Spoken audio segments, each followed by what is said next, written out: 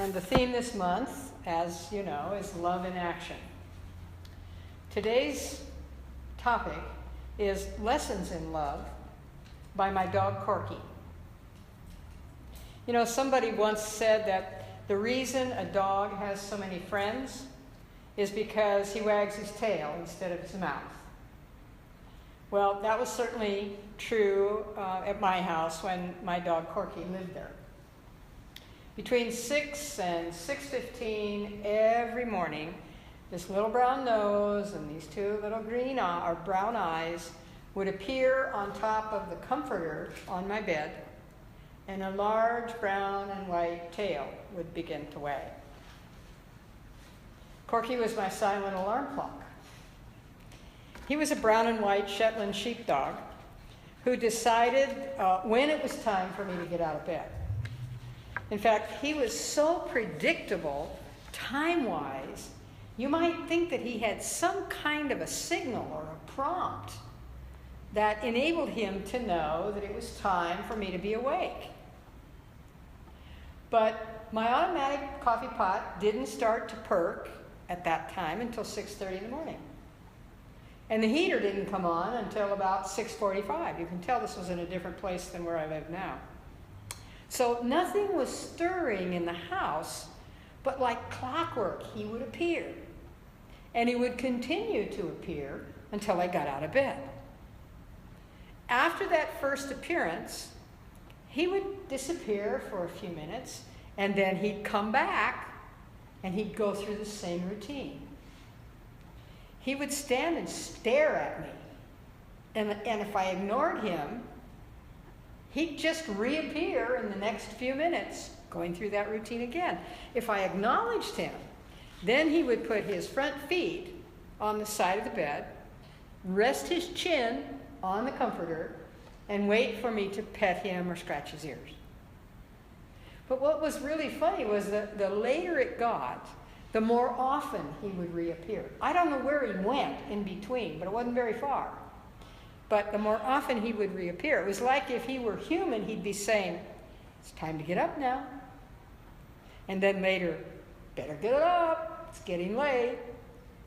And then eventually, "You get out of that bed right now. There's no way I'm going to let you sleep all day."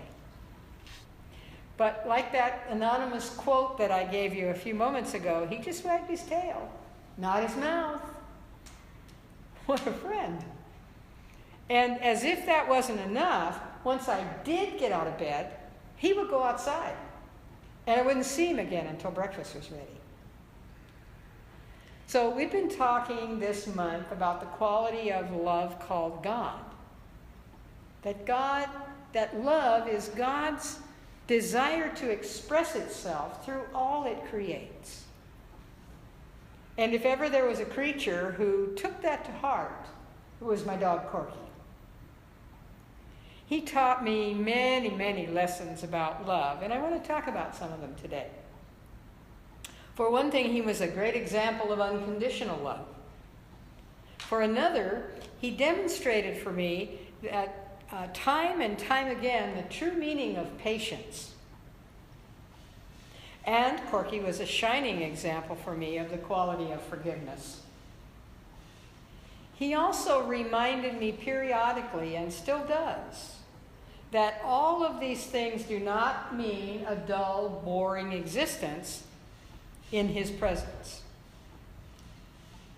He had his moments of barking repeatedly at dogs or people walking by on the sidewalk. He was famous for throwing himself against the front screen whenever the UPS man or a solicitor came to the front door. When my grandson David would shower him with attention and wouldn't leave him alone, he would eventually begin to grumble. He didn't growl. He just kind of grumbled. And then he would jump up on the couch next to me and snuggle up against me, as if he was saying, "Protect me from this."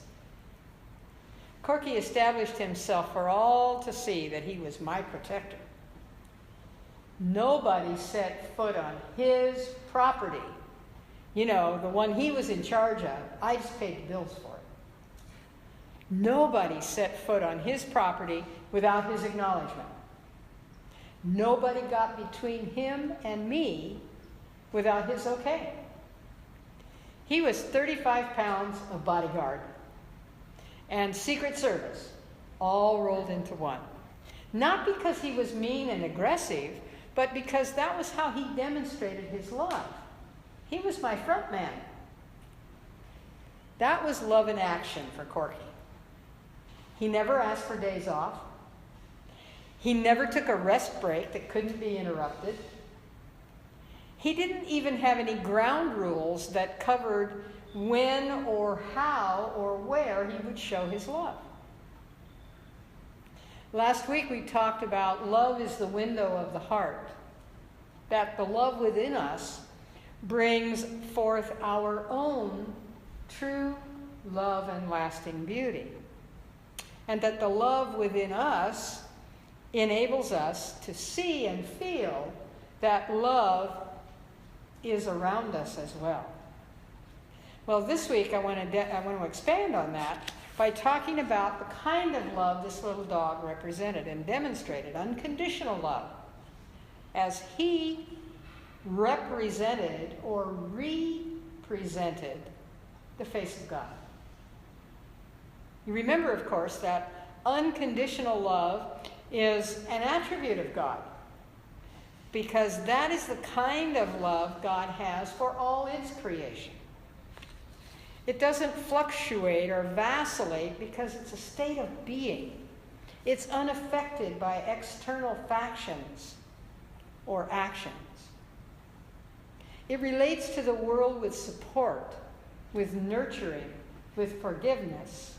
It emanates from the heart, which doesn't judge, and its only desire is a whole and complete happiness. A minister friend of mine, who is also an animal lover, sent me a clipping that really makes this point, and it goes like this.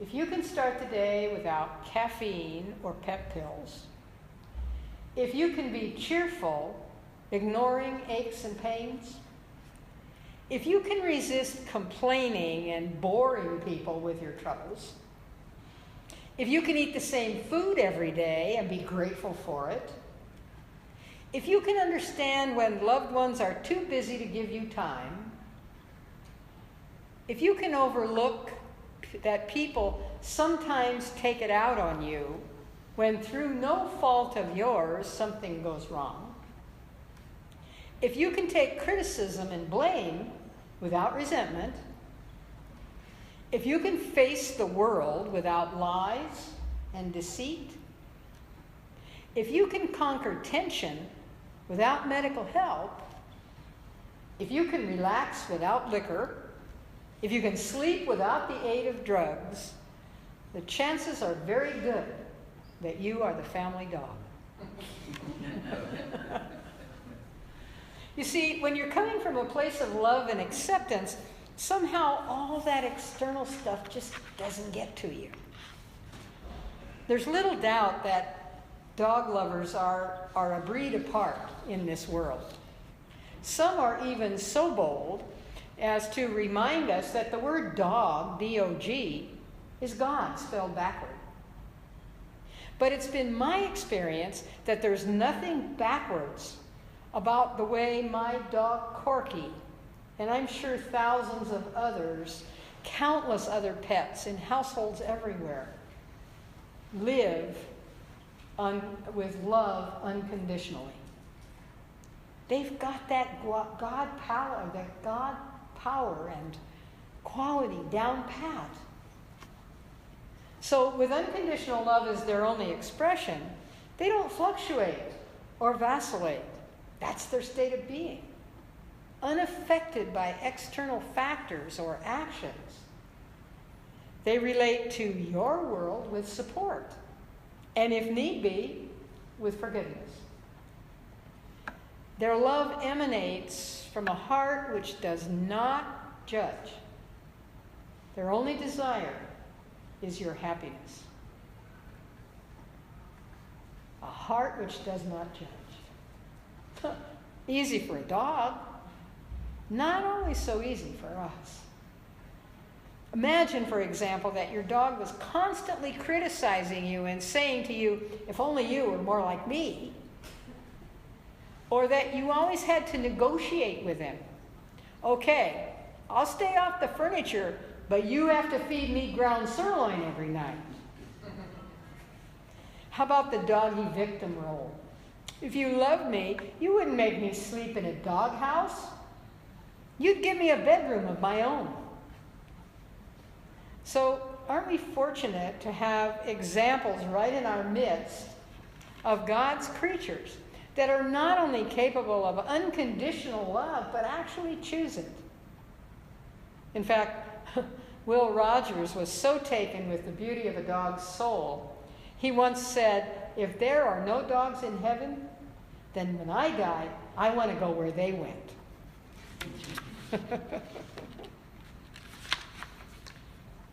Another way that Corky demonstrated his specialness to me was by the way he demonstrated patience. Those of you who know me have heard me admit on many occasions that patience is not my strong suit. Learning patience is my life lesson. But why does it have to keep getting in my face? Whoops. Another talk. In fact, maybe a whole series. Well, Corky had the most incredible patience, and some of you have heard me tell this story. I was always dazzled by it, although I saw him demonstrate this time and time again. One of the ways I watched him practice patience was with his toys. He loved those rawhide chews. And, of course, they come in all sizes and shapes, colors. And he used to carry them all over the house and out in the yard. I never knew where I'd find them next. And he chewed on them, too. And this was where the patience thing came in. He would lie and chew on one of those for long periods of time, trying to gnaw off one piece. And if you've ever watched a dog with one of those leather chews, they really are enthusiastic about chewing a piece off of it. So he'd gnaw first on one side, and then he'd gnaw on the other side. He'd hold it down with his paw, and he'd chew on the end of it. He'd trap it between both front paws, and he'd chew on it, work on it again that way. Having no success, he'd stop. He'd stop.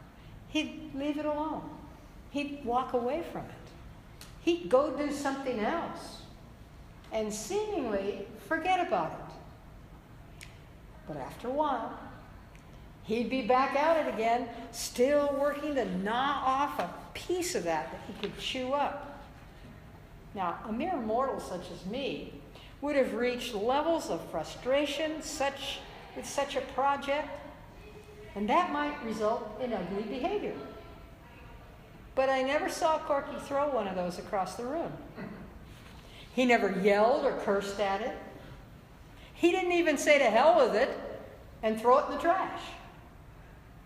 He just kept going back to it, interspersed with periods of busying himself with alternate activities, until eventually he would succeed in chewing that toy up. At which point he'd start looking for a new one to try. He never knew that his patience was such a lesson for me. He never knew that each time I saw the patience he was capable of, I was reminded that's a quality I can duplicate. We come from a common source. He was just this loving little creature doing his thing, being himself. The third way that Corky gave me lessons in love was that he was totally uninterested in holding a grudge.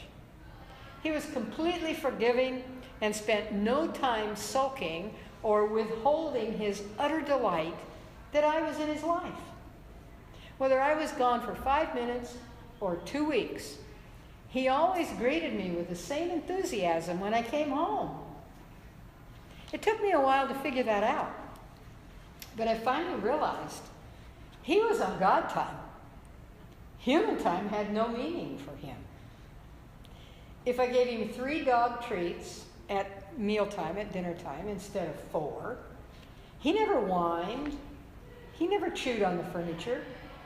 He just went out to the kitchen and ate out of his dog bowl, although he would always carry a mouthful of those pellets, those food pellets, over to where I was eating, drop them on the floor, and then he would eat them one at a time. I guess maybe he figured that way we were still dinner companions. When I would take him to the dog detailer for his monthly bath and grooming, he would put on such a Sarah Bernhardt act. Every month he did this. He went to the same groomer for over 10 years, and every time he would shiver, total body shiver, hide behind my legs, try and slip out of his collar that the leash was attached to. In short, he would act like he was petrified every time. Needless to say, though, as soon as I was out of sight, he behaved perfectly. And he always got high praise for being so good while they bathed him, and they clipped his nails and brushed his long, shiny coat. And always, when I picked him up, he was as proud as a peacock. He would strut around all clean and sweet with a big ribbon on his collar. He'd completely forgiven me for leaving him there. So sometimes in this fast-paced, fast-moving, technologically advanced world we live in, we forget how simple life can be and how rewarding that simplicity is. Sometimes it takes an uncomplicated, unaffected animal to remind us how important and how easy honest love really is. As most of you know, after 16 years with me, Corky crossed that rainbow bridge a few years ago. But the lessons he taught me remain forever a part of me. He is as alive in my memory as he ever was in my life. Author Thomas Merton says of love, "Love seeks one thing only, the good of the one loved. It leaves all the other secondary effects to take care of themselves. Love, therefore, is its own reward." The attribute which we call love is unconditional and unchanging. It doesn't fluctuate or vacillate because it's a state of being, unaffected by external factors or actions. It relates to the world with nature, nurture, patience, support, forgiveness.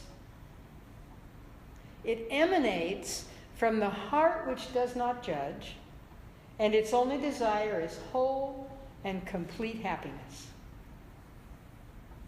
We all aspire to be and have and give such love. Its absence in our lives would leave a void of immense and devastating proportions. But just thinking about love or talking about love or even praying about love is not enough. We must also experience a deep and penetrating sense of love. We must take a direct and sincere approach to spirit, to source, in our prayer treatment work, in our spiritual practices. That conviction. We need to be flexible, kind, patient, compassionate with ourselves and with others.